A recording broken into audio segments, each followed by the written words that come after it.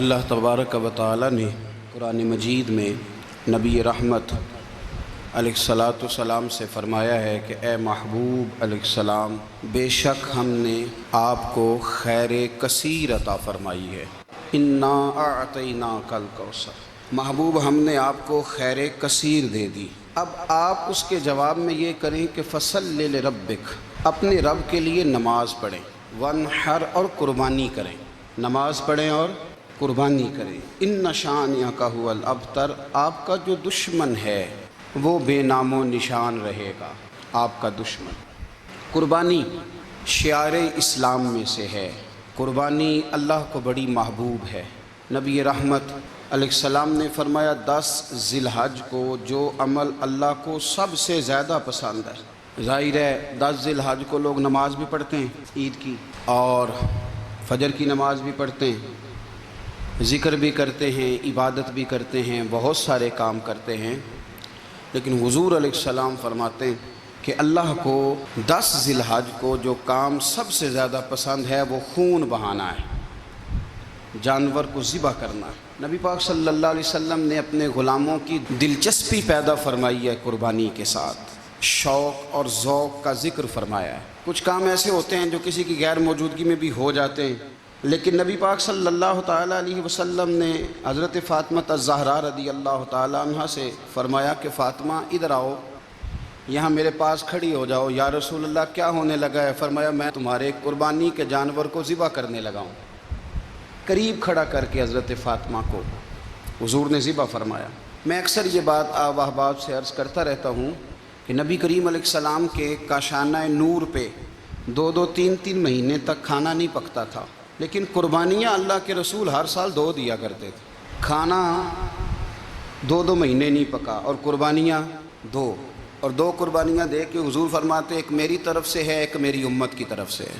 مولا کائنات شیر خدا حضرت علی المرتضیٰ رضی اللہ تعالیٰ عنہ، گھر میں فقر رہتا تھا۔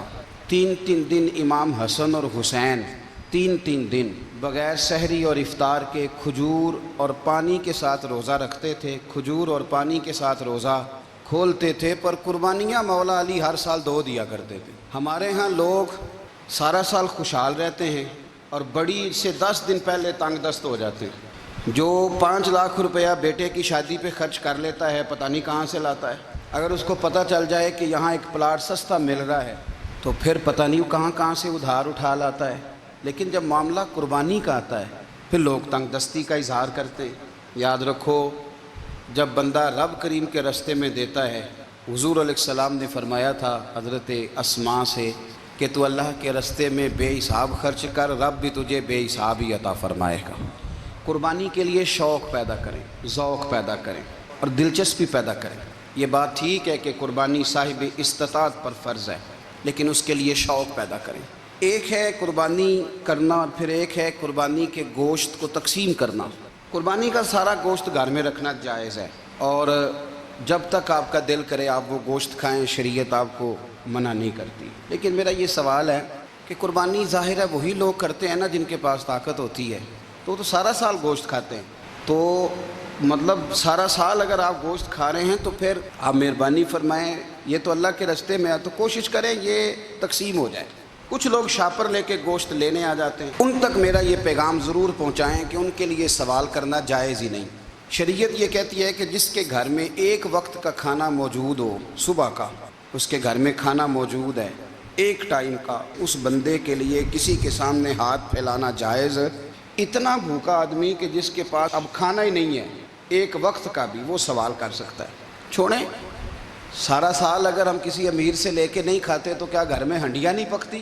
بالکل نہیں سوال کریں، قطعاً کوئی ضرورت نہیں، یہ جائز ہی نہیں ہے سرے سے۔ آپ کو کس نے اجازت دے دی خالی گوشت کی خاطر؟ جہاں اللہ تعالیٰ آپ کو مرچ دے رہا ہے، نمک دے رہا ہے، گھی دے رہا ہے، گھر رہنے کے لیے دے رہا ہے، وہ رب کریم 1000 روپے کا گوشت بھی عطا فرمائے گا۔ اور اس سے اگلی بات یہ کہ شکوہ بھی نہیں کرنا کہ فلانے نے اتنی قربانیاں کی تھی تو پتہ نہیں کہاں لے گیا ہے۔ اس نے کی تھی نا، پیسے کس کے تھے، ذبح کس نے کیا، تو آپ ذمہ دار ہیں کہ وہ کدھر لے کے گیا ہے۔ یہ بحث کرنے کی بھی اجازت دین ہمیں نہیں دیتا، تنقید کی بھی اجازت دین ہمیں۔ اس بات کو بھی ضرور ذہن میں رکھیں کہ ہم کہتے ہیں میں نے ابا جی کی اس سال کرنی ہے، اور پھر اگلے سال اماں جی کی کرنی ہے، اور پھر اس سے اگلے سال میں نے اپنی کرنی ہے۔ جس بندے کی جیب میں پیسے ہیں قربانی اس پر واجب ہے، اس کے ابا جی پر واجب نہیں۔ اگر ابا جی کے پاس الگ پیسے ہیں تو ابا جی پر قربانی واجب ہوگی۔